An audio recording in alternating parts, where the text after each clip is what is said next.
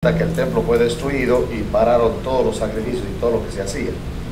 De hecho, nosotros sabemos por los evangelios que el Señor Jesucristo entró en el templo y Él tiró las mesas de los cambistas, en fin, porque le disgustó que habían hecho del templo, Él dijo, una cueva de ladrones. Pero en este momento todavía el templo, digamos que está funcionando, y llegan Pedro y Juan, van al templo a la hora novena, que si uno analiza, los judíos miden el tiempo de 6 a 6. Si piensa uno a la hora novena, 6 y 9, ¿qué horas viene siendo? A las 3 de la tarde. A esa hora ellos llegaron ahí para hacer algo que era la costumbre, llegaron a hacer a orar en el templo. Pero se encuentran con un hombre que está pidiendo limosna. Voy a hacer un recuento. Dice, era traído un hombre cojo de nacimiento. Así que no había manera de que este muchacho, este hombre, estuviera engañando a la gente diciendo que le habían sanado cuando realmente no hubo nada de eso. Este era de nacimiento, así que los padres le conocían, sus parientes le conocían. La gente que iba al templo ya por muchos años sabían quién era él, porque él siempre ha estado así, desde que nació. Así que no hay duda de que esta persona, estando bien, se hizo el paralítico para poder hacer un espectáculo para que la gente creyera. Eso no existe en la Escritura. No cabe duda que hoy día hay gente que hace eso, engañando a los demás, que Dios ha sanado a alguien cuando la realidad todo es un truco. Así que uno tiene que tener cuidado de eso. En estos momentos, al llegar al templo, es importante notar algo. Los que están en el templo son judíos, porque los que no son judíos no van al templo. Y lo que están haciendo los judíos en el templo es orar. Los que no son judíos de religión no van al templo ni van a orar. De tal manera que el auditorio que Pedro y Juan tienen ahí, al llegar al templo, son judíos. Recuerden también en Hechos 2, vamos a ir ahí un momentito, en Hechos 2, que en el día de Pentecostés, del auditorio que estaban escuchando a Pedro eran judíos.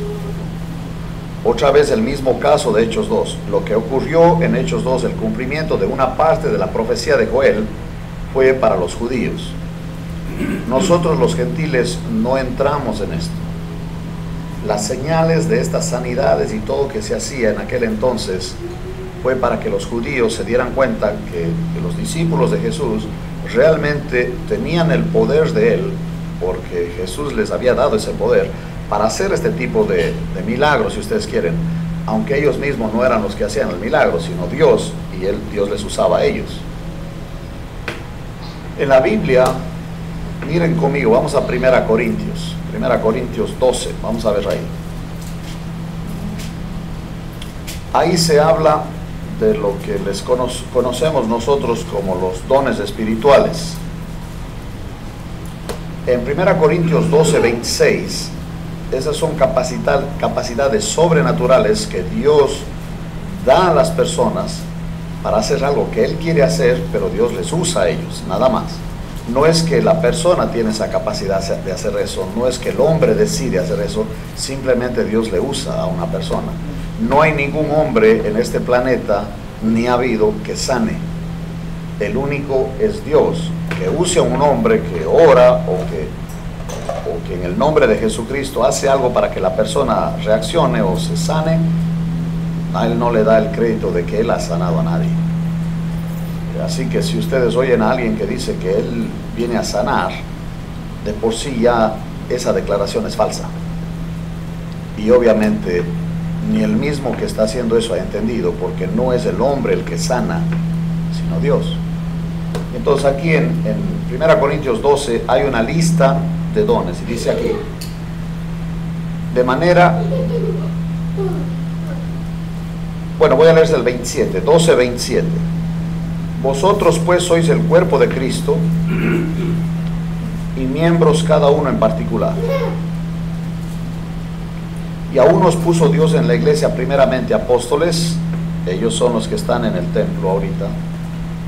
Luego profetas. El último profeta del Nuevo Testamento fue Juan, el apóstol Juan, porque él fue el que escribe Apocalipsis. Lo tercero, maestros. Ya miren los dones ahora.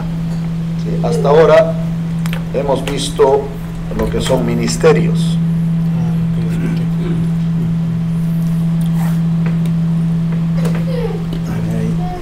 Ahí está. Creo que sí, ahí está ya. Bueno, está ahora.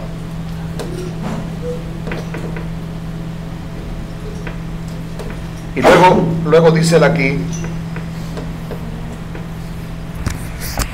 después de los maestros, estoy en el 28, luego los que hacen milagros,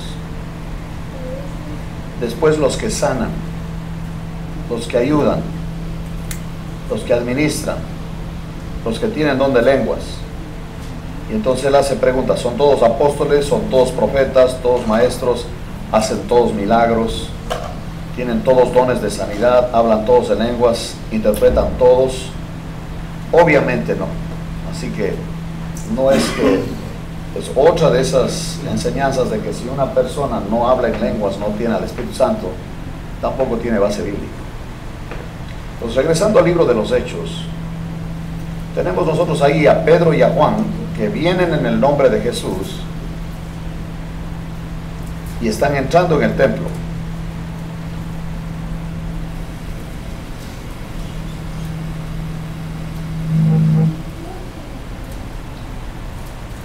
Y se encuentran con este hombre que ha sido paralítico ¿desde cuándo? Entonces no hay manera que está haciendo un espectáculo, un show, porque él ha nacido así. Y se encuentran con él, y obviamente lo que este hombre hace en el templo es pedir limosna. Y al ver a Pedro y a Juan que van entrando, él hace lo que hace con todos, les pide limosna. No más que obviamente es un acto de misericordia lo que hace Pedro. Cuando entran ellos, fijando en él los ojos, le dice Pedro, le dice, míranos. Entonces él les estuvo atento, esperando recibir de ellos algo. Sí, eso es. Pienso que esa actitud, estando en el templo, es una actitud religiosa. Y nosotros los seres humanos, cuando nos acercamos a Dios, tenemos la misma actitud. Si venimos a Él a que nos resuelva un problema, que nos ayude con la salud, que nos ayude en problemas financieros, que nos ayude en problemas con los hijos, entre esposos, en fin. Si básicamente el acercarnos es para sacar algún beneficio, que Dios haga algo por mí. El problema es que muchas veces Dios no lo hace porque Él sabe muy bien que si lo hace ya no te vuelve a ver. El punto es que lo que a Él le interesa es algo más grande que solamente ese beneficio de darte dinero. Él tiene algo mucho más grande para nosotros. Es la salvación, es el mismo. Y dice aquí que este hombre les rogaba diciendo que le diesen limosna. Y cuando Pedro le dice míranos, él estuvo atento esperando recibir de ellos algo. Y esta es la declaración. Mas Pedro le dijo, no tengo plata ni oro, es decir, no tengo dinero para darte, no hay limosna que pueda darte, no te voy a dar ninguna limosna, no te voy a dar dinero. Pero lo que tengo te doy, que es algo mucho más grande. Y recuerden que estamos en el templo y están mirando judíos. Judíos están viendo esto. Y Pedro es el mensajero que introdujo en Hechos 2 al Mesías, que el Mesías ya había llegado, el Mesías prometido, como vimos nosotros en las cronológicas desde Génesis 3:15, y como en todo el Antiguo Testamento se habla del Cordero, hasta que Juan el Bautista dice, he aquí el Cordero de Dios que quita el pecado del mundo. Y Pedro está en el templo para mostrar o enseñar a la gente que Cristo es el Mesías, el Salvador que Dios había prometido, para arreglar el problema de Adán y Eva. Dios, nosotros vimos cómo Él hizo un pueblo a partir de un viejito y de una mujer estéril. Abraham y Sara hizo un pueblo, una nación. Y a través de esa nación iba a venir el Mesías y también iba a llegarnos a nosotros la Biblia. Y entonces cuando le dice él a este paralítico, un hombre lisiado ahí en el templo, tenemos que tener presente quiénes están oyendo y por qué va a hacer eso él. Obviamente, al hacer eso delante de todos los que le están viendo, muestra que son mensajeros del Mesías, porque solo el Mesías podía hacer esas señales, y que ellos en cierta manera están haciendo la obra del Mesías. No hay otra razón para que hagan esto. Y dice aquí: no tengo plata ni oro, pero lo que tengo te doy. En el nombre de Jesucristo de Nazaret, que no era un personaje desconocido, ya habían oído de las cosas que él hizo en vivo. Le dice: levántate y anda. Yo no conozco a nadie en este planeta que haga eso. Dice: en el nombre de Jesús de Nazaret, levántate y anda. Porque una de las sorpresas que yo tengo, que siempre que hay estos hombres que dicen que ellos dicen que tienen el don de sanidad, cosa que ya no hay ahora, lo voy a repetir, eso ya no hay ahora, porque no tenemos necesidad de eso. La Biblia ya está completa. El mismo Pablo tenía una enfermedad, y cuando él le pide a Dios que le cure, no lo curó. Dios dijo: bástate mi gracia. Timoteo también tenía un problema del estómago, y cuando Pablo escribe a Timoteo, no le dice: búscate ahí uno de esos que sana, que ore por ti para que te sane. No le dijo eso, le dijo: toma vino por causa de tu estómago. Si todas estas prácticas cesaron, fue al comienzo. Una vez que nosotros tenemos las Escrituras, no necesitamos eso. De tal manera que estas personas que dicen que tienen el don de sanidad, pues ya es algo moderno, no tiene que ver con la Escritura. Y él le toma de la mano derecha y lo levanta, y al momento se le afirmaron los pies y los tobillos. Obviamente él no podía levantarse por sí mismo, por eso le ayudan a levantarse. Y saltando, sí, el milagro fue instantáneo, no duró horas, fue al instante. Fue ese milagro que el Señor hizo cuando dice: Lázaro, ven fuera. ¿Se acuerdan que leímos eso está en Juan 11? Y Lázaro sale enrollado, porque ahí les echaban un lienzo como vendado todo él, y le dice: desátenlo y déjenlo ir. El milagro de Dios fue instantáneo. No duró 2 meses ni ningún tratamiento, fue instantáneo. Esto es un milagro. Y obviamente está usando a Pedro y a Juan para esto. Y los judíos están viendo. Así que eso lo que hace es que les da la autoridad a ellos y les da la suficiente plataforma para decir: Jesucristo es el Mesías, y en el nombre de Él, porque Él nos envió, es que ustedes ven lo que está pasando. No hay otra razón de que haya ocurrido este evento. Y entonces, cuando él empieza a saltar, se puso en pie, anduvo y entró con ellos en el templo, andando y saltando y alabando a Dios. Ese dato es muy importante, porque cuando Dios hace algo, las personas que son los que han recibido el beneficio, le dan la gloria a Dios, no le dan la gloria al hombre. ¿Ve la importancia? Si ustedes ven a alguien que supuestamente está sanando gente y él se lleva la gloria, obviamente no tiene nada que ver con Dios. Aquí, el momento que este hombre está sano, da la gloria a Dios, y todo el pueblo le vio andar y alabar a Dios, y le reconocían, así que no había duda del milagro, que era el que se sentaba a pedir limosna a la puerta del templo. Ahora, ¿qué es mejor? ¿Darle un lingote de oro o lo que ahorita está pasando, que ya puede caminar? Obviamente que tenga la sanidad. ¿Sí? Eso nos muestra algo muy importante. Si Dios quiere darnos a nosotros siempre algo mucho mayor de lo que nosotros pedimos o nos imaginamos. Él siempre, cuando nos va a dar a nosotros algo, nos va a dar lo que realmente necesitamos. Y obviamente lo más grande que Él tiene para nosotros es Él mismo y la salvación de nuestra alma, porque ni todo el dinero del mundo, si juntaran todo el dinero del mundo, no es suficiente para salvar un alma. Es solamente por creer que Jesucristo es el Mesías que una persona se salva. Y eso es lo que Dios quiere para nosotros.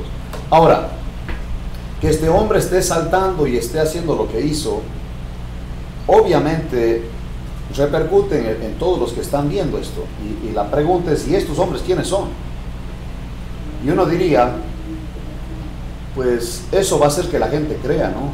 Al ver un milagro de ese tamaño, la gente va a creer. No necesariamente. Y quiero que vean lo que pasó. Dice, y teniendo asidos a Pedro y a Juan, el hombre estaba emocionado, el cojo que había sido sanado, todo el pueblo atónito concurrió a ellos al pórtico que se llama de Salomón. Ahora, querían ver el resto que había pasado, y seguramente si tenían algún enfermo en la casa, querían traerlo para que hagan lo mismo con algún enfermo. Es obvio que algo así debía pasar. Pero en el versículo 12 dice, viendo esto Pedro respondió al pueblo, y esta es la actitud que debe tener un hombre que sirve a Dios. Tantos falsos que existen hoy día, no podemos creerles, no debemos creerles, porque la actitud correcta de un hombre que realmente sirve a Dios y que realmente está presentando el mensaje de salvación en Cristo, esto es lo que él dijo: miren, varones israelitas, ¿por qué os maravilláis de esto? ¿Por qué les sorprende?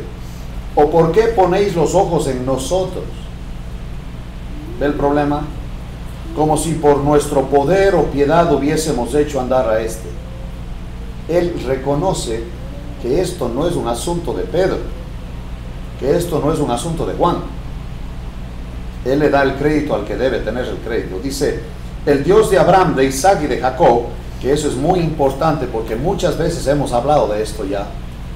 Estamos hablando con nuestros parientes o con algunos catedráticos o gente intelectual o académicos, y regularmente ellos hablan de Dios, pero no estamos hablando del mismo personaje.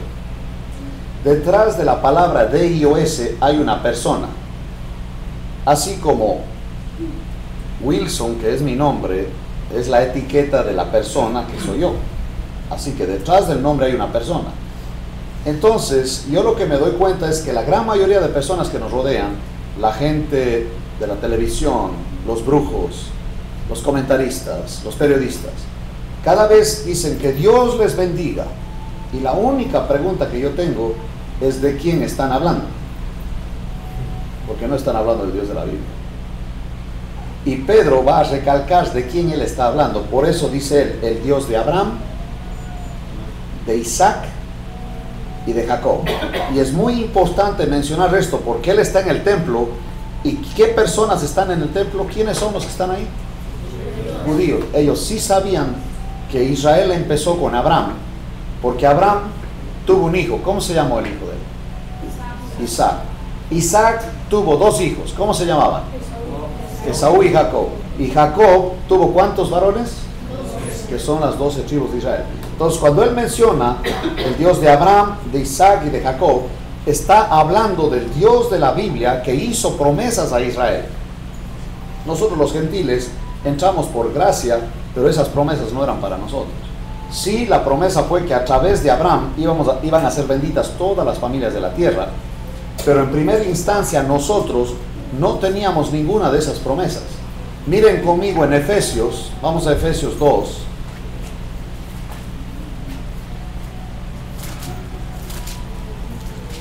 Esto es muy importante porque recalco, este evento ocurrió en el templo, el auditorio son judíos y ellos eran los que pedían señales.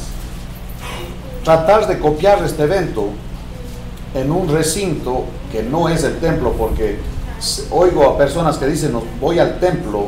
Si vas a ir al templo, tendrías que llevar borregos y animales a sacrificarlos. El templo ya no existe. Voy a repetir eso.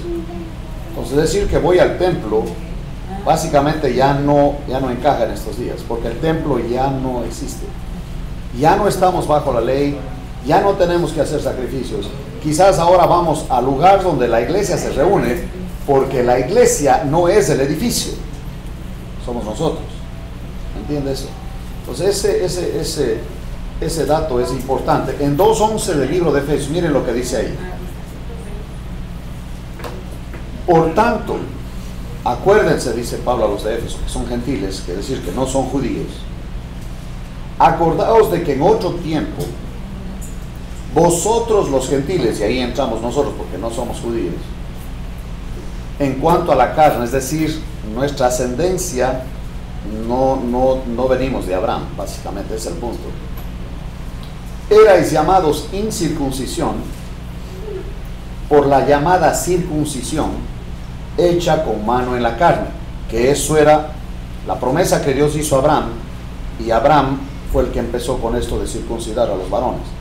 El Señor le dijo que haga en el 8º día que haga eso. Eso era por la promesa que Dios le hizo a Abraham. Y dice el 12: en aquel tiempo estabais sin Cristo, sin el Mesías, alejados de la ciudadanía de Israel, sin ni siquiera saber de este asunto de Abraham y de los que son de Israel por creer, ajenos a los pactos de la promesa. No había esto para nosotros, esto no tenía nada que ver con nosotros, sin esperanza. ¿Y qué más dice ahí el 12? Y sin Dios en el mundo. Así estábamos nosotros, así crecimos, hasta que al hablarnos de Cristo somos acercados, porque dice aquí: ahora en Cristo Jesús, vosotros que en otro tiempo estabais lejos, los gentiles, habéis sido hechos cercanos por la sangre de Cristo. Y si ven el 18, en Efesios 2:18, la explicación es tremenda, me gusta mucho, porque eso nos ubica a nosotros, de que ese tipo de milagros entre los gentiles, no vamos a exigir eso, porque a nosotros no nos hicieron ninguna promesa de que el Mesías iba a hacer eso para nosotros. Eso fue exclusivamente para los judíos. Los judíos esperaban ese tipo de señales. Es más, los judíos pedían señales. No iban a soportar que un Mesías que apareciera no haría las señales, y ellos esperaban que las señales del Mesías fueran mucho más grandes que las señales que hizo Moisés. Y obviamente Jesús hizo señales mucho más grandes que Moisés.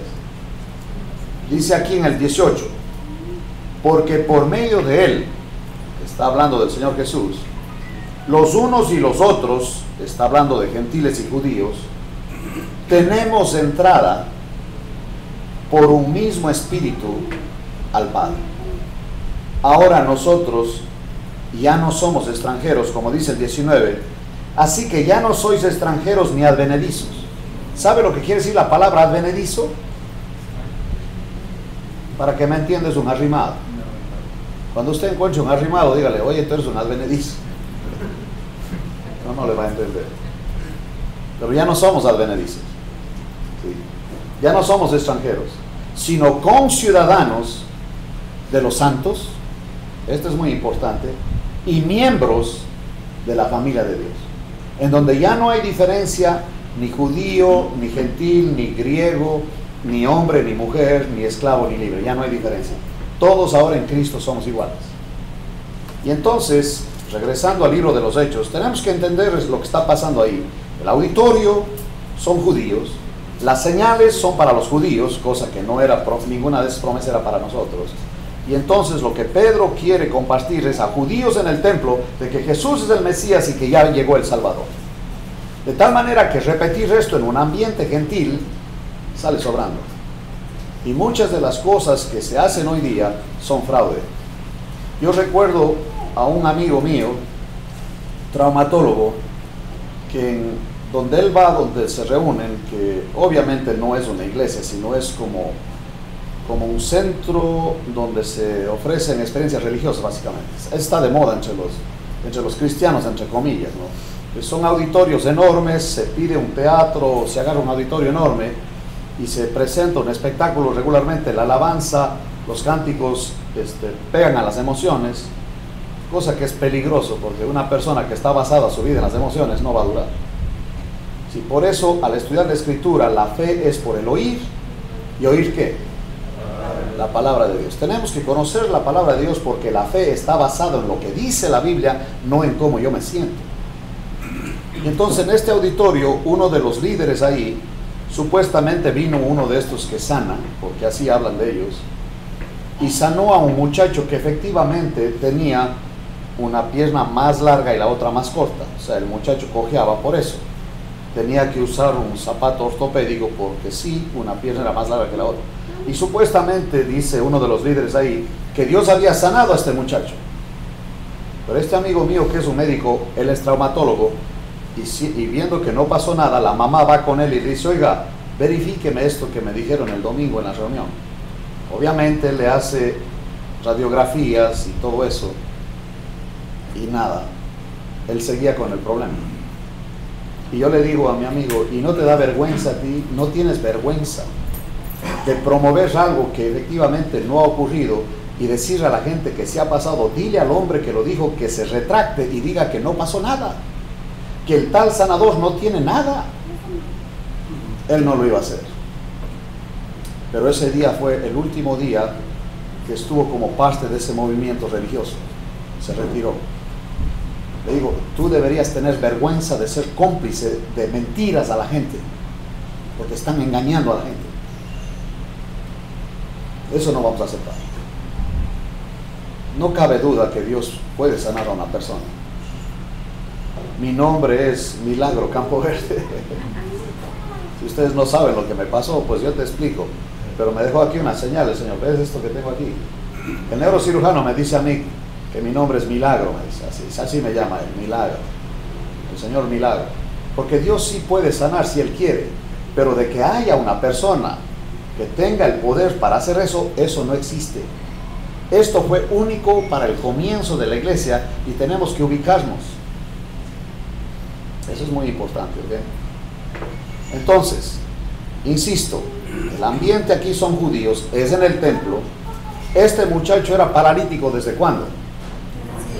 Así que no hay manera que era un fraude. ¿Y qué pasó instantáneamente cuando le dice Pedro, en el nombre de Jesús de Nazaret, levántate y anda? ¿Qué pasó? Se paró y empezó ¿a qué? A saltar. Y viendo eso, la gente, ¿qué hacía? Daban gloria a Dios. Ese es el enfoque. El enfoque de cuando Dios hace algo es que Él se lleve la gloria. Y Pedro les repite y les dice, miren, voy a regresar otra vez a Hechos 3. Varones israelitas. Entonces ya sabemos cuál era el auditorio.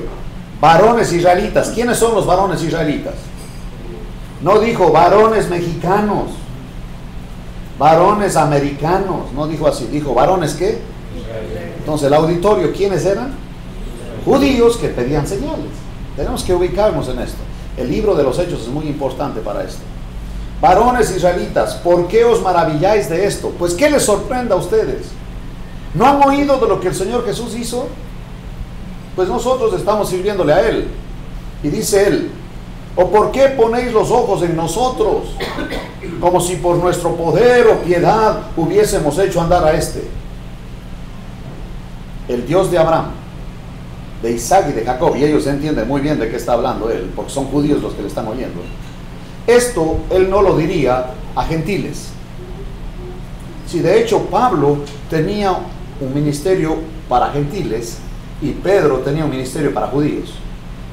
Y quiero que noten algo interesante, porque en Hechos 17, que ya vamos a llegar ahí, porque vamos avanzando, en Hechos 17, 23, cuando Pablo habla a un auditorio que no son judíos, él no dice Dios de Abraham, de Isaac y de Jacob. Él no hace eso, porque si dice eso, los griegos que estaban en el Areópago no le van a entender nada, porque ellos no tienen ninguna base de eso. Si yo le digo a alguien de aquí de la ciudad, o a una persona que no conoce la Biblia, dice, al que sirvo yo es al Dios de Abraham, de Isaac y de Jacob, ¿qué me va a decir? Pues no te entiendo de qué estás hablando. Sí, ese es el asunto con nosotros. Nuestro Dios es el Dios de la Biblia, no es el Dios de nuestra imaginación, porque la gran mayoría de las personas tienen la idea de Dios, que no es el Dios de la Biblia,